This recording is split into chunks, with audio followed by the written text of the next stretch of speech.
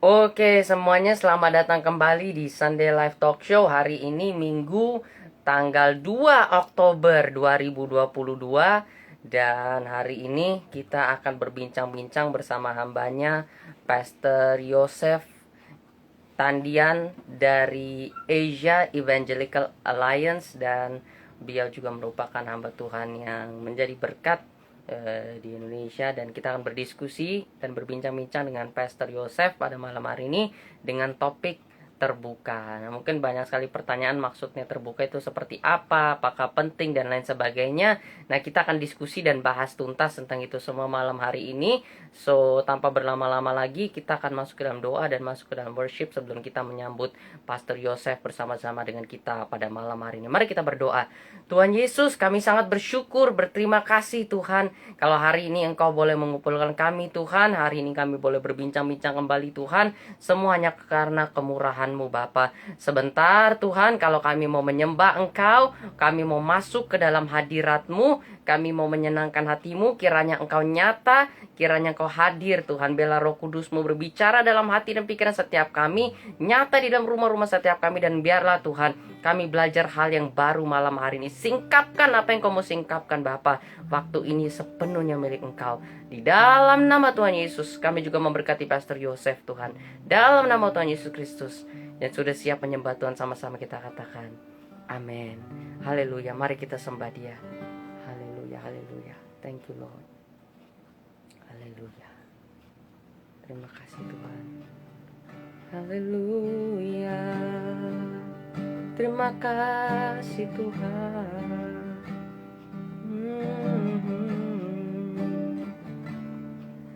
Ku sembah Kau, Allah hidup, Kau yang termulia.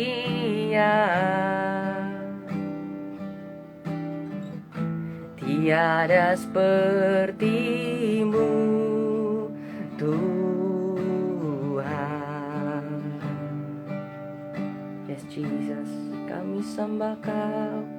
Ku sembah Kau, Allah kuasa, Engkaulah El Shaddai. Tiada seperti-Mu, tiada seperti-Mu, tiada seperti-Mu Tuhan. Mari yang kau yang merasakan sama-sama katakan, Kau berkati hidupku dengan segala kebaikan-Mu. Kini ku naikkan syukur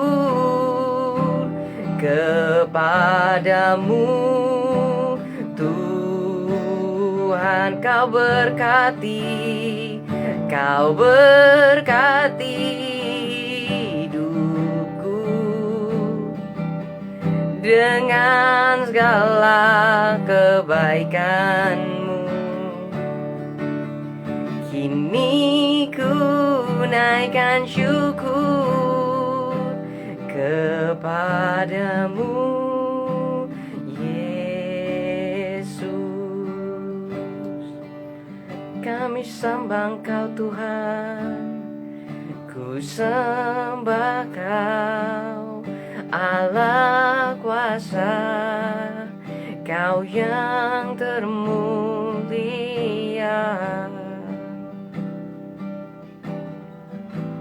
Tiada seperti-Mu Tuhan. Haleluya. Ku sembah Kau, ku sembah Kau, Allah hidup, Engkaulah El Shaddai. Tiada seperti-Mu, sungguh tiada tiada sepertimu, tiada Tuhan, tiada sepertimu, Tuhan. Oh, Kau berkati hidupku dengan segala kebaikan-Mu. Kini ku naikkan syukur kepadamu, Yesus. Kau berkati hidupku. Terima kasih dengan segala kebaikan-Mu. Kini ku naikkan syukur kepadamu, Yesus. Mari nyatakan lebih lagi. Kau berkati hidupku dengan segala kebaikan-Mu. Kini ku naikkan syukur kepadamu, Yesus. Kini ku naikkan syukur kepadamu, Yesus. Oh, terima kasih Tuhan. Kami naikkan syukur, kami naikkan sembah kepadamu Tuhan, kepadamu Yesus. Kiara lana bayase, oh Shandara balada bayana karamayase, Miara la babayana la boyase karameo, Kiara lana mayase. Lord, I give you my heart, I give you my soul. I live for you alone. Every breath that I take, every moment I'm awake. Lord, have your way in me. Lord, I give you my heart, I give you my soul. I live for you alone. Every breath that I take, every moment I'm awake. Lord, have your way in me. Mari nyatakan, this is our desire, Lord. This is my desire, to honor you, Lord. With all my heart I worship you.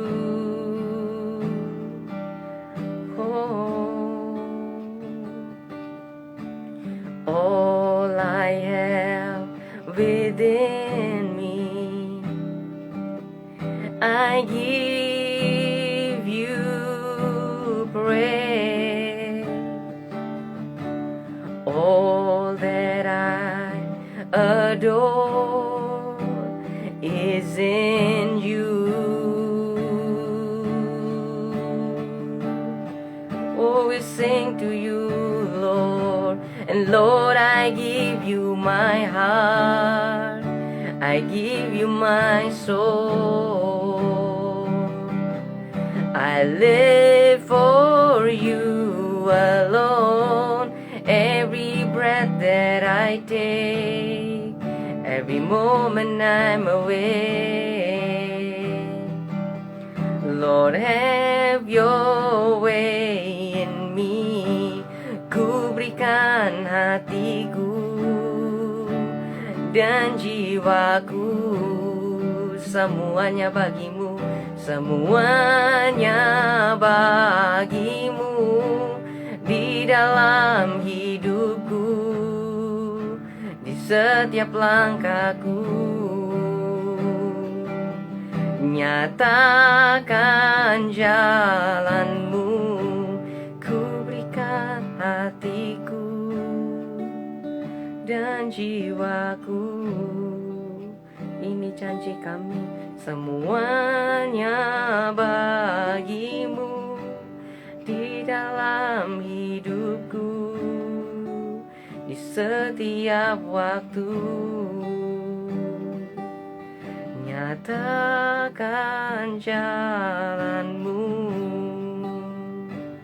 Oh Jesus, nyatakan Tuhan, nyatakan jalanmu.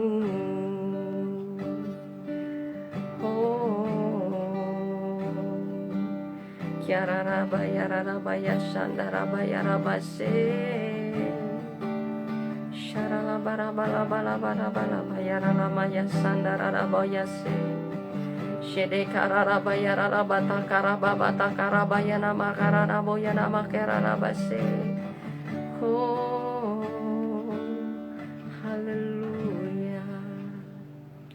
Alright, sepertinya kita akan mengirim undangannya kepada Pastor Yosef supaya beliau akan ternotified dan dapat bergabung dengan kita pada malam hari ini di live Instagram ini, dan kita dapat memulai perbincangan kita yang pastinya menjadi berkat, menjadi pembelajaran, membahas satu hal yang baru juga bagi setiap kita malam hari ini.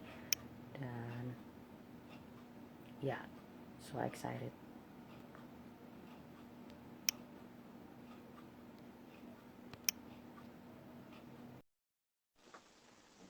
Kita tunggu sampai Pastor Yosef bergabung dengan kita pada malam hari ini.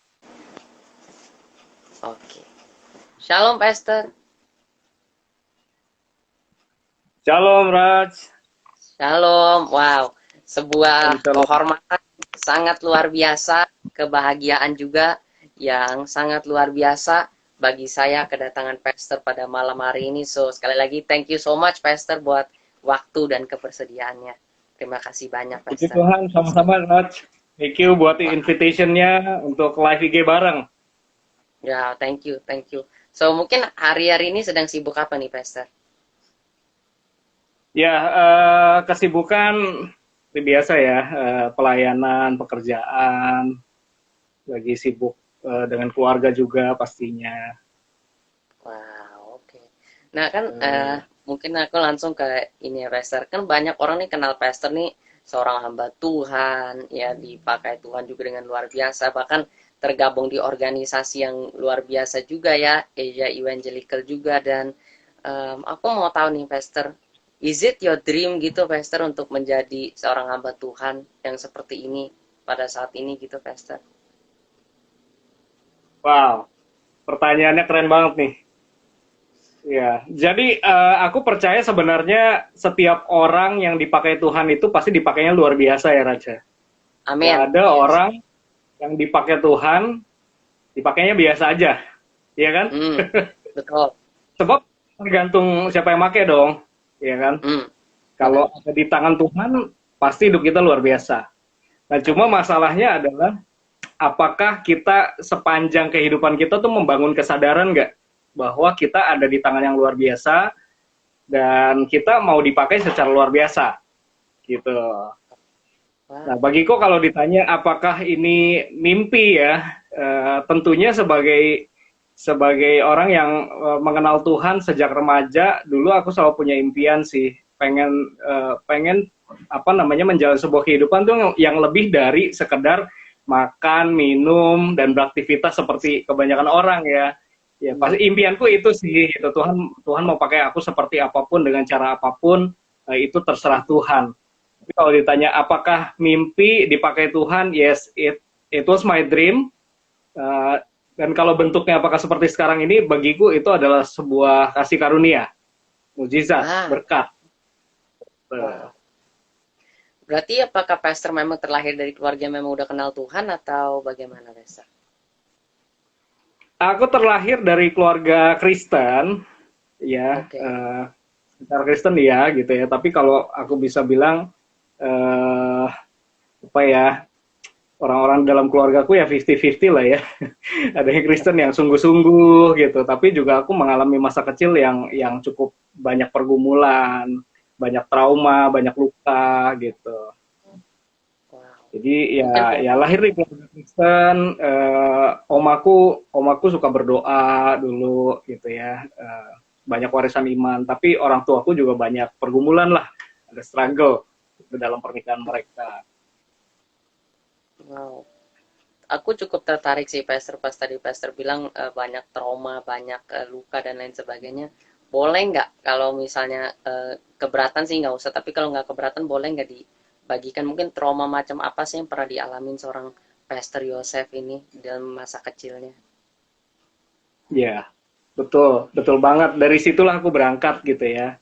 Kalau hari ini mungkin teman-teman yang suka lihat aku jadi pembicara, jadi trainer atau life coach, mungkin mereka lihat gitu ya, wih, saya keren ya, jago ngomong, gitu, kayaknya pede banget, gak ada malu-malunya. Tapi percayalah, aku tuh datang dari sebuah keadaan terluka dan minder. Aku waktu kecil aku minder. Dan ya mungkin dari luka itu ya, boleh nih aku ceritain nih Raj nih. Boleh, please banget. Panjang nih 2 hari. Gak apa-apa. Oke lah ya, karena aku udah mengampuni, aku udah rilis gitu ya, dan aku udah jadi ciptaan baru, jadi aku I feel so free lah untuk bicarakan ini. Wow, jadi memang dari pernikahan orang tuaku sih yang banyak masalah ya. Jadi hampir tiap hari isinya pertengkaran dan segala macam, dari skala yang mungkin ringan sampai berat banget gitu. Nah, sebagai seorang anak kecil yang mentalnya belum kuat gitu, menghadapi begitu banyak masalah dan tekanan yang bertubi-tubi, bahkan bisa dikatakan banyak titik tuh di mana aku merasa kayak udah mau menyerah lah gitu menghadapi orang tuaku ini ya. Jadi barang-barang berterbangan di rumah, kata-kata kasar, mungkin bisa dikatakan hampir saling membunuh juga ya, pernah itu aku alami gitu. Jadi memang aku waktu kecil tuh sering dengar benda dilempar, sering dengar teriakan, mentalku rusak gitu. Jadi aku kalau bicara itu natap mata orang aja nggak berani, ya. Lalu juga pasti gemeteran dan ya gitulah, minder banget gitu ya, nggak berani. Bahkan aku sempat dalam satu titik tuh ngomongku nggak lancar, gagap. Ya nggak tahu Raj masih ngerasain itu nggak sekarang? No at all sih sampai sekarang. Dari sanalah aku berangkat gitu ya. I wasn't a good speaker actually. Yeah. Wow. I wasn't a good speaker. Mentally, physically juga aku punya lidah rada pendek ya. Jadi aku punya banyak kekurangan lah. Tumbuh sebagai anak banyak kekurangan. Cuma Tuhan seringkali tangkap aku dalam titik-titik kehidupanku tuh. Tuh SD gitu, ada kakak sekolah minggu yang entah gimana dia rajin banget gitu ngajak aku sekolah minggu. Terus SMP juga ada kakak lagi yang ngajak aku KKR gitu. Di Rokris sekolah dulu ketangkep waktu retret. Jadi aku berkali-kali ditangkap Tuhan. That's all I can say, I think. Wow. Tapi berarti kalau masih ke gereja, berarti ketika orang tua itu hubungannya rusak dan sebagainya, siapa yang ngajak ke gereja gitu? Mereka tetap pergi ke gereja di saat bersamaan tapi tetap masih somehow masih ada kayak gitu perselisihan, atau orang lain yang selalu ngajakin ke gereja? Ya, jadi aku sempat tinggal dengan oma ya waktu kecil. Oh, oke. Nah, Oke. omaku ini salah satu teladan imanku lah. Karena aku sering lihat dia dulu itu suka bangun jam 4 pagi, lalu selalu duduk di sebuah kursi yang sampai hari ini kursinya masih ada gitu ya.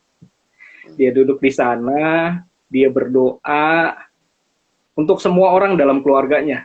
Dia sebutin nama-namanya. Dan karena aku cukup deket ya, aku cucu pertamanya dia, aku sering dengar dia sebut nama aku juga gitu. Dan cukup lama tuh, beberapa tahun ya aku tinggal dengan dia waktu kecil.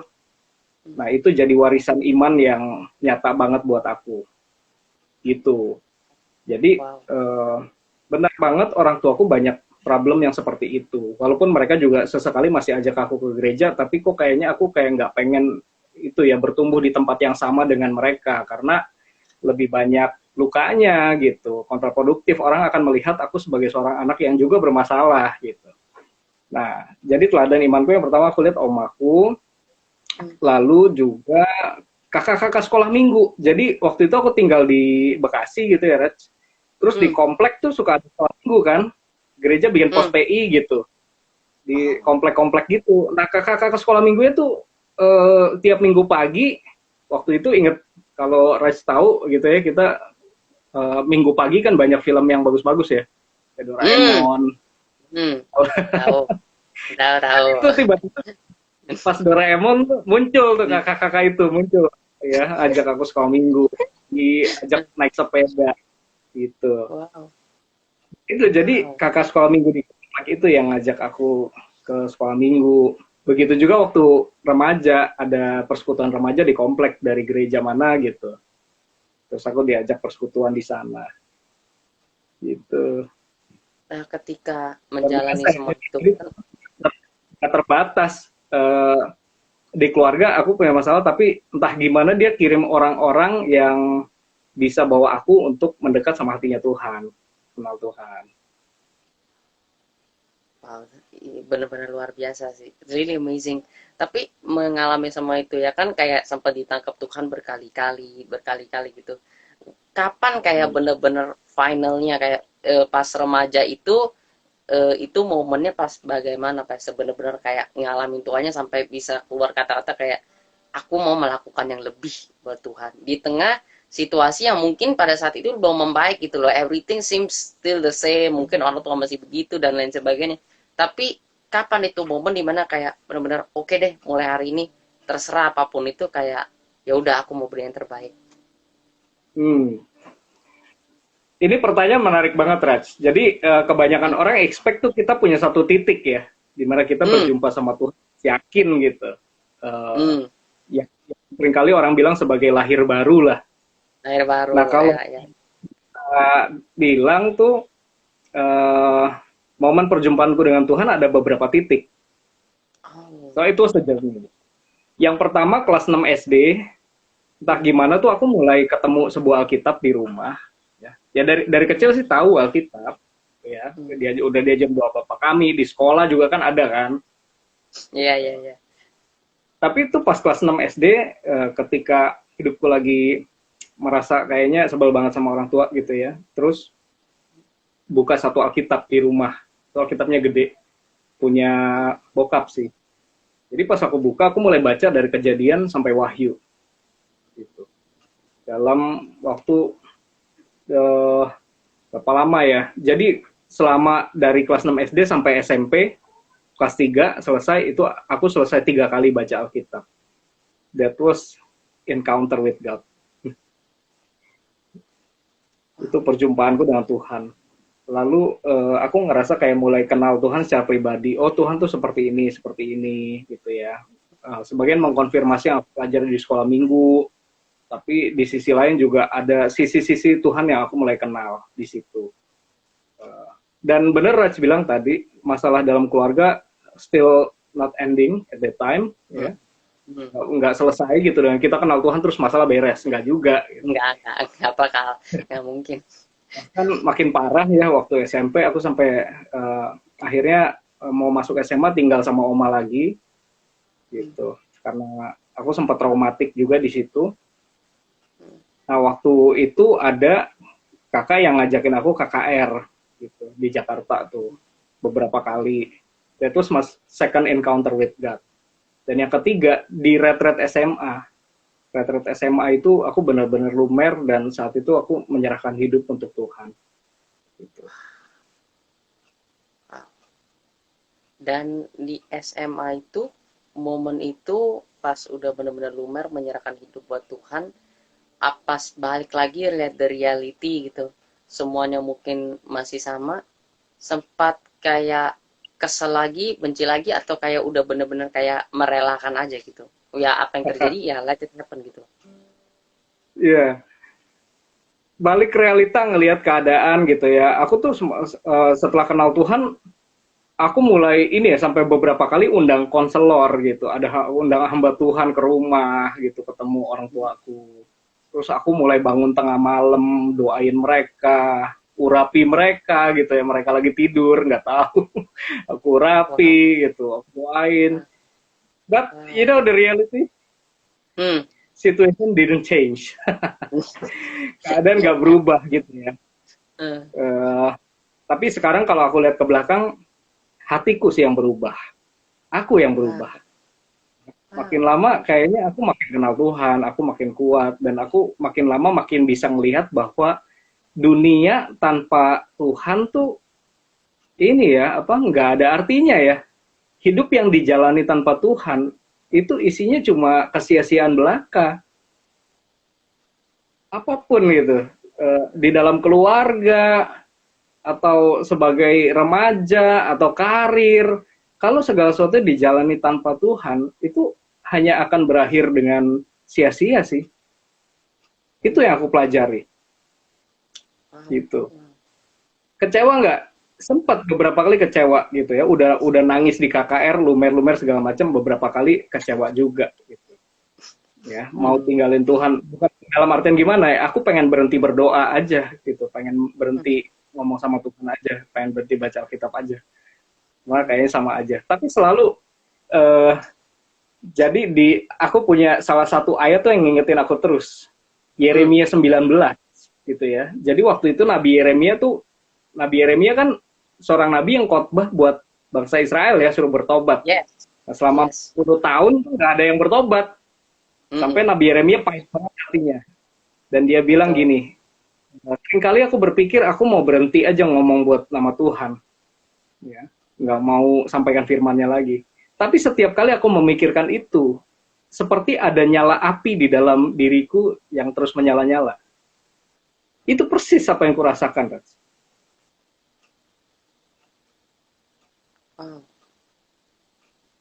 Jadi, di situ aku ngerasa ya, itulah kasih karunia Tuhan. Kasih karunia Tuhan. Suara Roh Kudus gitu, yang terus-menerus kayak, ini hati nih dibawa lagi, balik lagi sama Tuhan. Walaupun lihat realita memang pahit ya. Ya. Wow. Gitu. Oke. Memulai pelayanannya bagaimana, Pastor, sampai jadi seorang coach, trainer yang tadinya trauma, katanya gak berani ngomong. Mulai pelayanan pertama itu apa? Langsung mulai berbicara, atau mulainya sebagai apa tuh startingnya awal-awal masuk ke dunia pelayanan? Karena apa juga? Ya, pelayananku pertama adalah beresin kursi di Rockris SMA. Wow, keren. Ya, keren. Jadi kita di Raj pernah SMA dong ya? Dulu SMA di mana? Jadi di sekolah tuh biasanya ada persekutuan gitu. Kalau hari Jumat tuh namanya Rockris ya, Rohani. Nah, di persekutuan itu aku tugas pertamanya ya gitu, beresin bangku. Terus aku mulai jadi panitia retret ya di sana. Semua hal-hal yang orang mungkin anggap remeh lah ya, kayak gitu. Terus aku mulai pimpin pujian. Waktu itu belum bisa main gitar bahkan, terus mulai belajar main gitar gitu.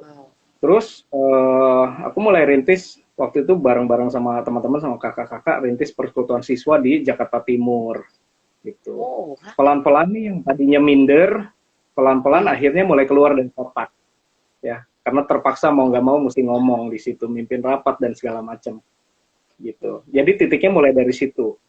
Terus menerus lalu aku rintis komunitas namanya FOS Community. Itu dulu viral pada zamannya ya. Karena 2006 sampai 2015 lah. Jadi kami dari 4 orang anak band, kemudian bikin beberapa kali camp, dan terakhir sampai ratusan orang, nggak tahu berapa tuh. Bahkan kita punya Facebook fanpage tahun 2009, mulai itu 400.000 like. Namanya Baca Alkitab Setiap Hari. Gitu. I know Ya. that one. Yeah. Oh, Wow. tahu itu? Tahu. Ya. Wow.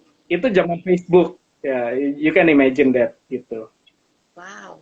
Dan Wow. ya dari situlah, dari titik itulah aku event organizing gitu ya, mulai pimpin teman-teman komunitas, kita rintis komunitas, kemana-mana, networking.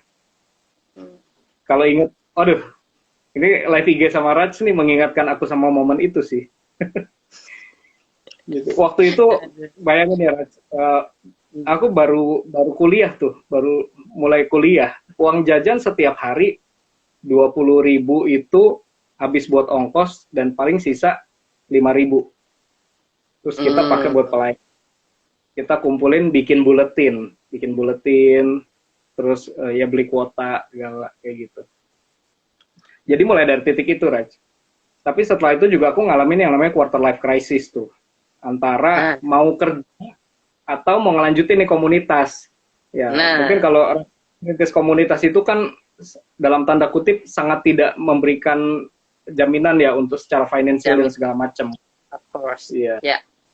Quarter life crisis gitu, dan ngerasa juga kayaknya aku salah jurusan waktu itu. Lulus terus sempat akhirnya aku tinggalin komunitas gitu ya. That was my stupid moment. Quarter life crisis. Terus aku masuk kerja gitu, kerja kantoran, nggak pernah bertahan lama gitu, cuma bertahan sebulan, ada yang bertahan seminggu. Wow. Iya, beneran. Oh my God. Struggle banget. Gitu. Ini aku ngomong apa adanya nih, kan tema kita terbuka ya malam ini kan. Ya. I like it. Wow. Ya itulah kehidupanku kayak gitu. Sampai akhirnya aku lagi kerja di gudang tuh, waktu itu jadi karyawan bongkar muat ya, ngawasin muatan di gudang minyak goreng. Wow. Itu kayak ada matiku bilang kayak, Yosef kamu lagi ngapain di sini? Jadi kayak that's not your place gitu, itu bukan tempat kamu. Ya waktu itu galau sih ya, akhirnya berapa lama kemudian aku resign dari situ dan lanjutin aku sekolah Alkitab, mulai dari awal lagi sekolah Alkitab, lalu masuk STT, beresin, kemudian 2015 aku join dengan Cahaya Bagi Negeri, CBN. Aku mulai menemukan this is my place. Inilah tempat di mana panggilanku akan bertumbuh, mekar, dan berbuah. Itu Raj. Sampai situ dulu deh. Wow, ini aku udah bener-bener terpukau nih sampai sini. Aduh, luar biasa banget. Nah, jadi pertama tuh kuliah berarti, kalau aku balik lurusin, kuliah berarti nggak lanjut ya, tengah jalan, stop ya. Terus itu working kan? Ya, Atau aku selesai. Oke. Akuntansi, keuangan, dan perbankan. Selesai. Waduh. Di Politeknik. Wow. Selesai, walaupun jurusan selesai. Nah, lulus kuliah. Kenapa di perbankan kerja? Pekerja bingung. Kerja di kantor kayak nggak pernah merasa ini, nggak pernah merasa fulfill gitu, kayak ada sesuatu yang hilang dalam diriku gitu. Nah, baru dari situ aku ini lagi ikut sekolah Alkitab 1 tahun, yang 1 tahun itu tuh gitu. Dari situ baru mulai lanjut lagi ke STT gitu loh. Waduh, jadi hidupku tuh banyak back and forth gitu, maju mundur, ngulang, muter. Wow.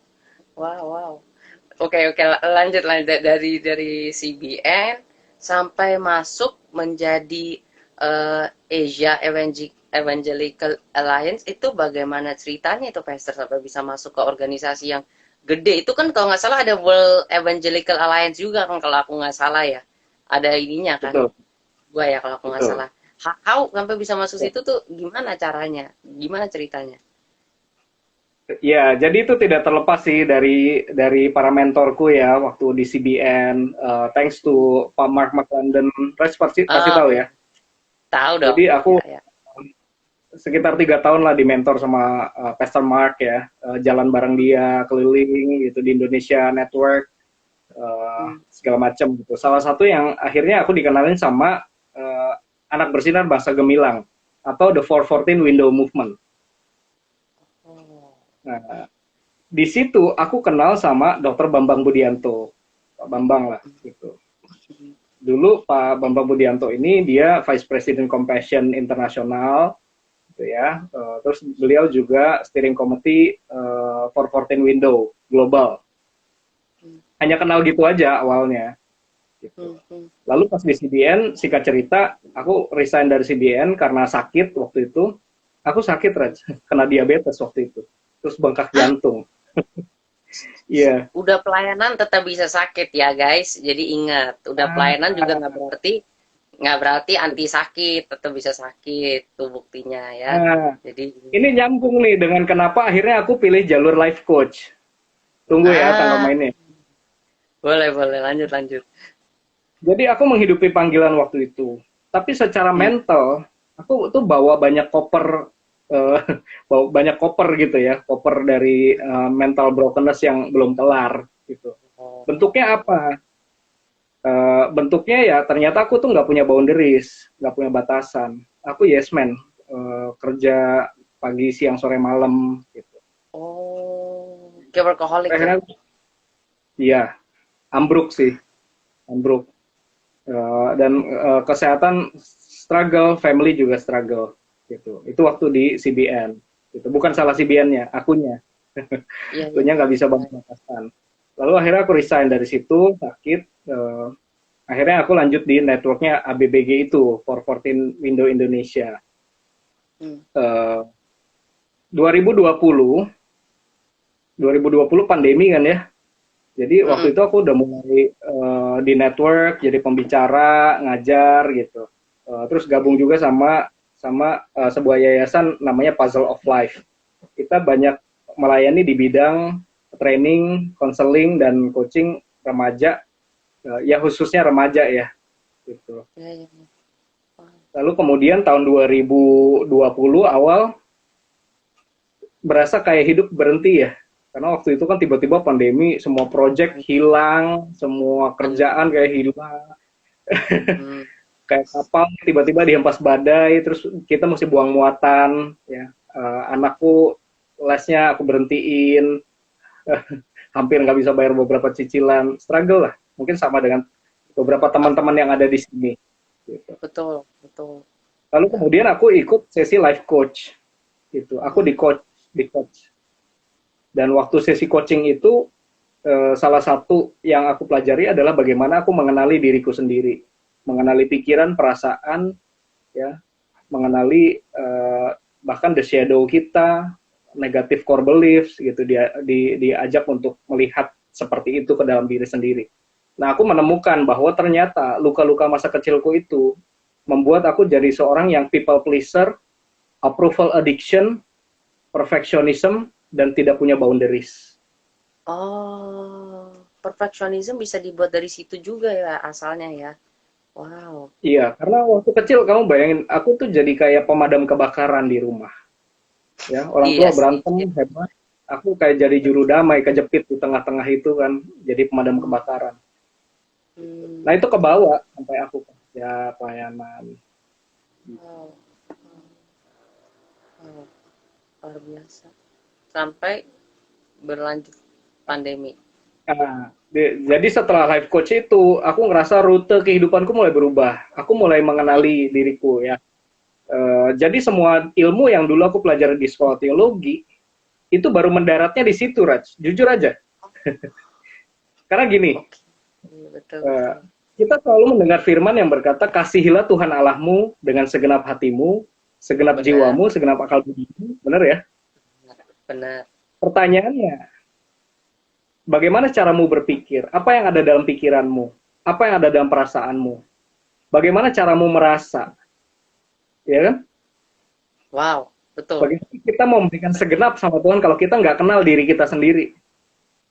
That's true. Apa yang Betul. menguasai pikiran kita? What occupies our mind? What occupies our heart?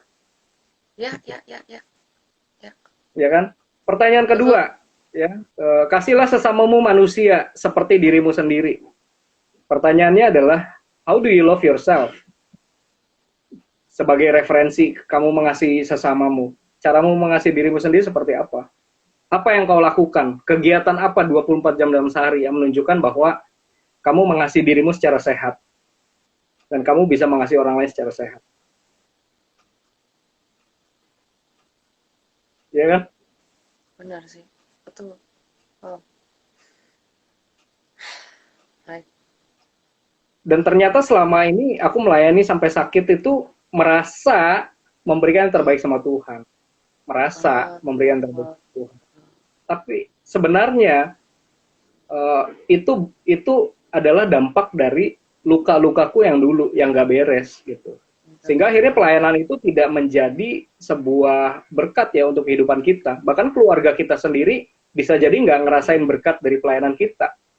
Karena kita betul. melayani dengan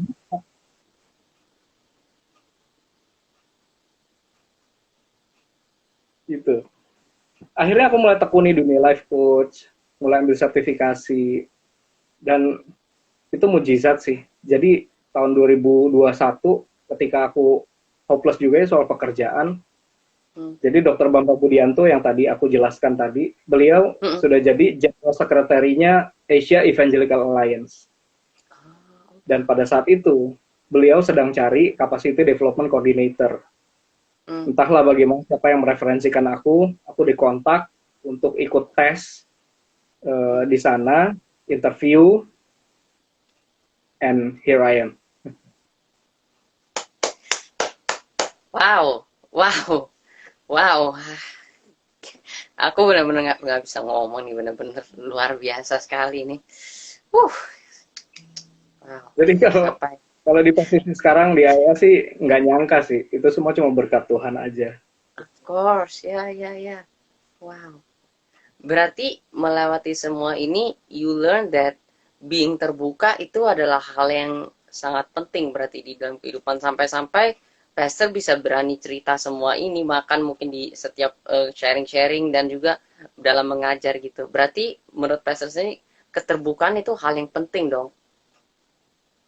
Setuju, aku setuju banget sih. Karena gini, Hmm. orang Jepang bilang tuh, dan ini benar ya, sesuai dengan ilmu psikologi juga mengkonfirmasi gitu ya. Setiap orang Hmm. rata-rata punya 3 wajah minimal. Hmm. Wajah pertama adalah wajah yang dia tampilkan ke dunia luar, yang kita suka bilang citra atau persona. Hmm. Oke, ya. Wajah kedua, real self, diri kita yang Hmm. sesungguhnya. Ya. Hmm. Wajah yang ketiga itu the shadow, yang suka kita sembunyiin. Gitu. Nah, hamba Tuhan, public figure, dan orang-orang kebanyakan nih cuma poles personanya. Gitu. Betul, betul. Tapi dia denial dengan real self-nya. Dia nggak kenal dirinya tuh sebenarnya siapa. Ya. Hmm. Hmm. Bahkan the shadow-nya, dia nggak beresin karena dia takut berurusan dengan the shadow-nya. Hmm. Tapi kalau kita nggak kenali the shadow kita, dan kita nggak berani ngomongin ini, kita cuma poles citra, persona, suatu saat ambruk, Raj. Dan hari ini kita banyak banget lihat ya, para pemimpin-pemimpin di gereja yang citranya keren-keren, bagus-bagus. Kita nggak pernah tahu ceritanya dia kayak apa gitu. Life story-nya seperti Betul, apa, kita nggak pernah tahu, karena disembunyikan betul, rapat-rapat. betul, Begitu betul. muncul, ya kasus pencabulan lah, apalah kan gitu ya. Gitu. Iya, betul. Karena Ambruk langsung. segala yang kita tekan nih dalam diri kita nih, itu nggak hilang. Itu suatu saat akan keluar dan mengambil alih hidup kita. Itu bahayanya. Betul, betul, betul. Wow. Tapi banyak orang senang bermainnya di wajah yang pertama itu ya, dan paling-paling mentok paling wajah kedua gitu. Jarang jarang sekali ada orang yang benar-benar mau buka sampai wajah ketiga itu kan. Betul. Karena maybe some feels ya that wajah ketiga itu kayak aib gitu loh. Aib yang nggak boleh orang tahu, mungkin nggak boleh orang lihat, nggak boleh orang mengerti, dan bahkan kalau boleh jujur hari-hari ini aku banyak menemukan ini, Pastor, di kalangan anak-anak muda ataupun dewasa-dewasa muda ya gitu ya. Di menonjolkan tuh wajah pencitraannya mereka yang paling utama, kemudian paling-paling mentok yang kedua, yang ini tuh bener-bener di hide sama mereka sedemikian rupa sehingga mereka tuh terkesan menjadi seperti orang yang tertutup, padahal sebenarnya enggak juga, cuman karena mereka menonjolkan citranya, jadi yang shadow ini tuh bener-bener nggak mau dikasih lihat sama sekali. Iya, you got it. You got it. Ya, Aku coba tanya, Rat. hmm, Siapa yang biasanya paling susah minta maaf secara tulus ya? hmm. Antara laki-laki dan perempuan atau gimana? Bukan. Tokoh seperti apa yang biasanya paling susah minta maaf? Toko yang tidak mau citranya dirusakkan, yang merasa citranya harus benar, harus perfect, dan nggak boleh ada yang tahu sama sekali. Ya orang kayak begini yang paling susah buat menimbulkan maaf itu. Karena I believe that a true sorry will come from a shadowing face itu, yang benar-benar kejujuran paling dalam. Kalau nggak dari situ mah, maafnya ya sekedar maaf doang. Yes, that's it. Ya. Jadi yang susah minta maaf tuh yang kayak gitu-gitu. Sorry itu saya kadang-kadang ya, rohaniwan, great leader, ya. Hmm, Susah banget gitu untuk benar-benar mengakui, ya, I really make mistake. This is a bad mistake. Ini bodoh. Tindakan yang saya lakukan tuh bodoh. Ya. Jarang banget gitu. Pagi pendeta ya kadang-kadang gampang banget suruh orang bertobat. Tapi dirinya sendiri yang harusnya menjadi contoh hidup dalam pertobatan. Justru kita nggak pernah lihat ada pendeta bertobat. Sorry, mungkin pernah gitu. betul sih, betul. Aku Ya, ya. hampir nggak pernah gitu lihat ada pendeta apa benar-benar bertobat dan bilang saya salah, saya bodoh, saya melakukan ini, saya tidak bangga akan hal ini, akan diri saya sendiri, gitu ya. Yang ada mereka sibuk mengklarifikasi sana sini, ya kan. Kalaupun minta maafnya seperti ini biasanya nih. Ya udah, kalau memang omongan saya salah dan menyakiti, ya udah, saya cabut lagi perkataan saya. Ya. Itu kan beda ya sama benar-benar bilang saya salah, saya harusnya nggak lakukan ini, saya tahu saya salah. Betul. Iya kan? Betul. Nah yang harusnya menjadi contoh bertobat seperti apa kan mestinya orang yang sering suruh orang bertobat gitu. Benar. Logikanya gitu. Harus memberi teladan dulu sebenarnya. Makanya at some point kalau boleh jujur as a leader atau apapun itu, I respect those leaders yang walk the talk gitu loh. Jadi mereka ngomong apa, mereka hidupi, mereka lakukan, baru secara pribadi saya mempunyai respect buat orang yang kayak gitu. Tapi kalau misalnya you cuman istilahnya jago ngomong gitu, tapi kayak the fact tidak menghidupi apa yang kau katakan, ya itu hanya bualan semata berarti kan. Gak ada artinya. Ya kan? Yes. To be very honest gitu loh. Ya makanya, nah tapi yang kayak begini-begini Pastor, kan banyak orang yang nggak mengerti. Bahkan to be very honest, di gereja-gereja pun hari ini jarang yang mau mengkhotbahkan tentang ketiga wajah ini. Bahkan mereka bakal pikir, lu berarti nganggap kita ini apa, kayak agama-agama lain atau kayak orang Jepang atau kayak gimana. Kan di Alkitab nggak dikatakan bahwa kita punya tiga wajah dan lain sebagainya. Nah, ini gimana cara masuk ke konteks rohani untuk menjelaskan sama orang-orang tentang sebenarnya lebih kayak personality yang berbeda ini, Pastor, supaya mereka yang mungkin main di pencitraan, mungkin sangkang pencitraannya sampai jago ngekritisi orang, tapi kritisi diri sendiri nggak bisa dan lain sebagainya, how to enter this thing to kerohanian gitu. Wow, sebenarnya kalau kita baca Alkitab ya, Alkitab is a very honest book gitu. Dibanding kitab suci manapun gitu ya. kita bisa lihat dari Alkitab bagaimana tokoh-tokoh Alkitab itu jatuh ke dalam tindakan-tindakan yang bertentangan dengan hatinya Tuhan.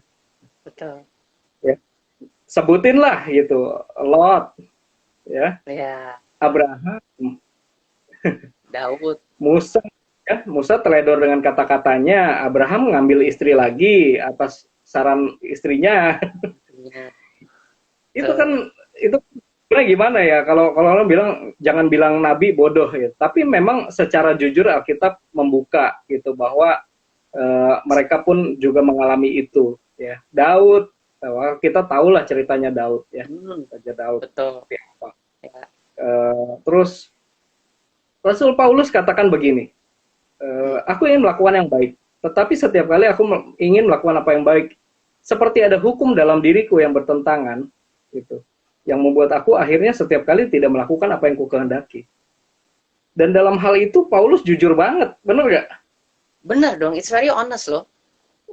It's very honest. Ya, tapi kalau pendeta kan sekarang kan, oh enggak, saya jaga kekudusan saya rajin doa puasa, saya rajin perpuluhan gitu.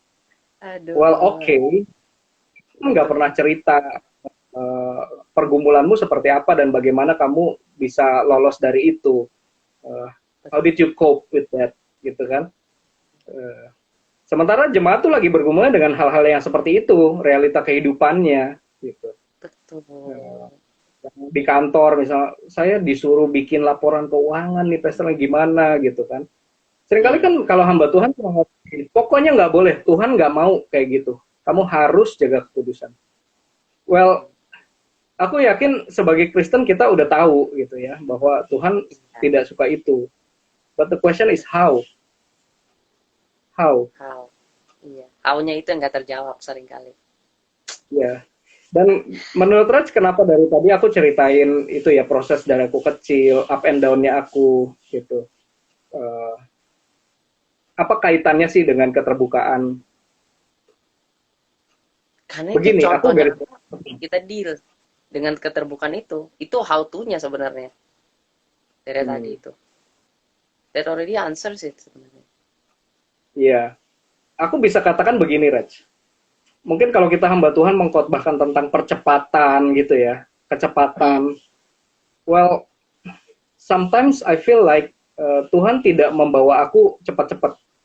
Karena Tuhan tuh nggak mau bawa bangsa Israel menuju tanah perjanjian lewat jalan yang paling cepat, benar nggak? Betul. Ya. Tuhan nih tahu banget hatinya bangsa Israel. Lu kalau dibawa ke jalan yang paling cepat, itu banyak tantangannya di situ ya. Ya, lu nanti bisa berpatokan lah, gitu. Bisa lakukan segala macam hal-hal yang kayak gitu ya, yang nggak berkenan. Gitu. Jadi Tuhan bawa muter bangsa Israel. I want to say, ya, cintailah proses. Gitu. Hal-hal semacam keterbukaan, proses, itu menjadi diri yang otentik, itu kadang-kadang nggak enak dibawa naik ke mimbar. Ya. Dan kadang-kadang nggak berkontribusi positif buat karir kita secara cepat gitu. Itu nggak mempercepat karir kita lah. Nggak mempercepat pelayanan kita, mempercepat IG kita cepat banyak follower. Betul. Ya, Ras lihat aja IG-ku isinya kan hal-hal yang nggak penting banget gitu ya. Tapi bagiku penting, misalnya kayak sepedaan sore sama anak gitu. Karena aku belajar sih, aku nggak terlalu tergila-gila dengan yang namanya percepatan. Bagiku waktunya Tuhan itu udah perfect gitu.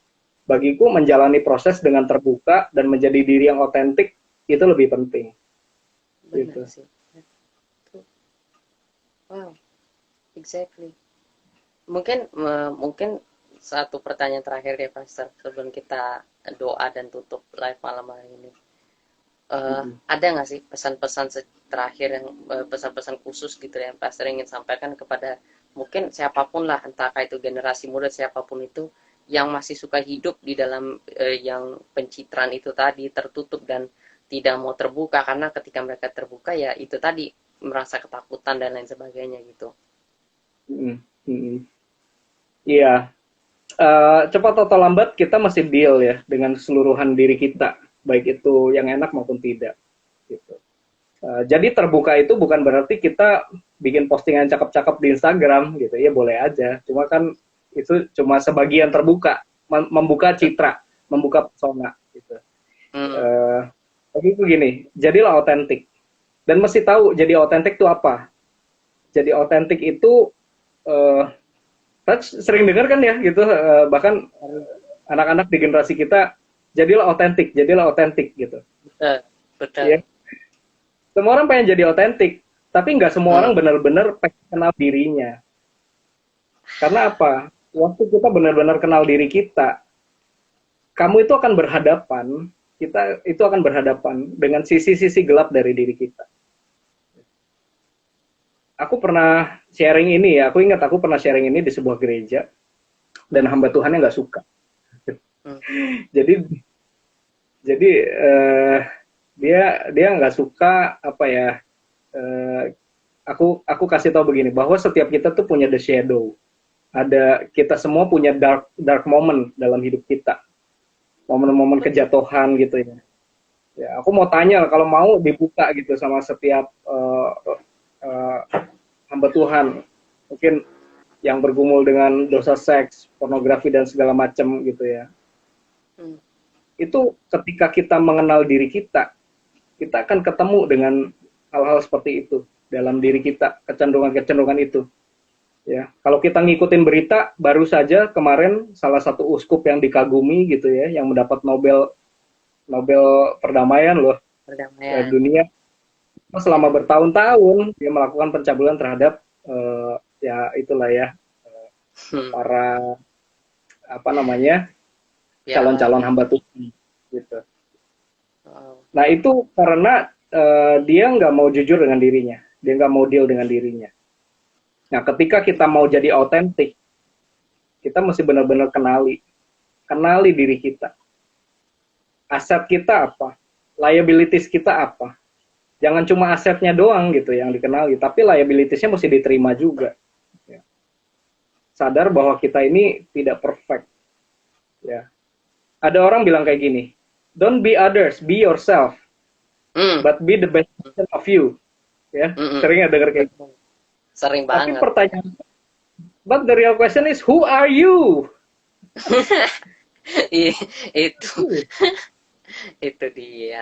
itu dia benar. Ya kan? Sebelum kita benar-benar kenal diri kita nggak akan pernah menikmati hidup seutuhnya. Betul banget. Ya. Dan bahkan kita juga tidak akan menikmati Tuhan seutuhnya. Betul. Karena Tuhan seutuhnya hanya akan kita nikmati dengan diri kita yang paling jujur, paling apa adanya. Kalau kita cuma menikmati Tuhan dari citra kita yang kita bangun, ya mungkin kesuksesan itu kita peroleh, tapi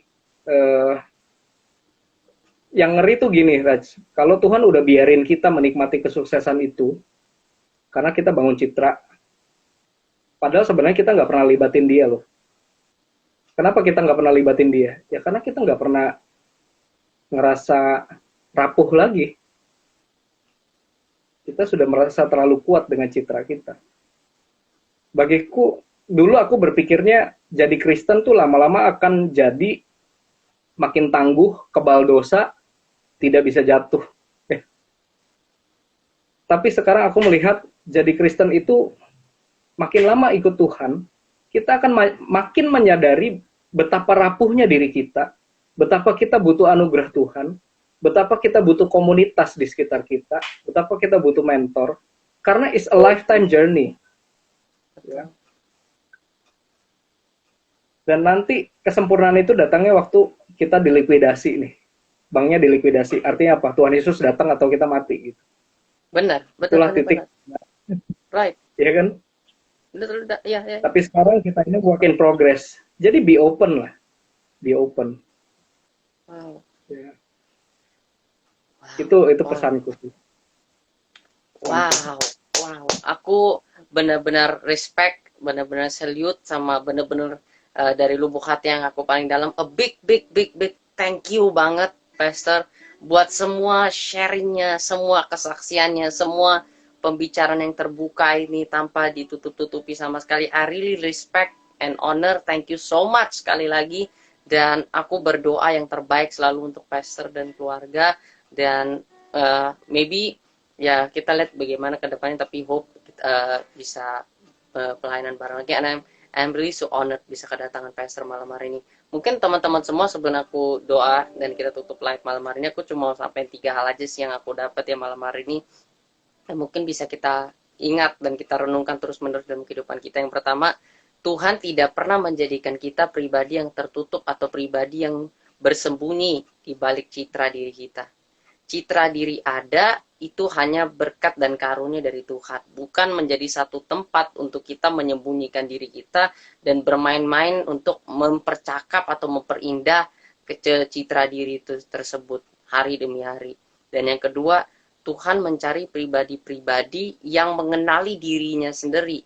Karena ketika dia mengenali dirinya sendiri, dia akan mengenali Tuhan. Ketika dia belum bisa mengenali dirinya sendiri, belum bisa memahami dirinya sendiri, dia tidak akan pernah mengalami dan dia tidak akan pernah bisa mengerti siapa Tuhan. Karena sama seperti Tuhan bilang kan, kasih sesama manusia seperti dirimu sendiri. Jadi yang pertama, untuk belajar mengasihi manusia juga harus belajar mengasihi diri sendiri dulu, baru bisa belajar untuk mengasihi sesama. Tapi kalau nggak pernah mengasihi diri sendiri, nggak akan pernah bisa mengasihi sesama juga. Sama juga dengan ini, kalau nggak pernah ngenalin diri sendiri, nggak pernah tahu diri sendiri, nggak bakal mungkin bisa ngenalin Tuhan sama sekali. Mustahil bisa kenalin Tuhan. Dan yang ketiga, selalu belajar untuk jadi pribadi yang jujur, pribadi yang terbuka. Dan percayalah setiap orang punya sisi gelap di dalam kehidupannya.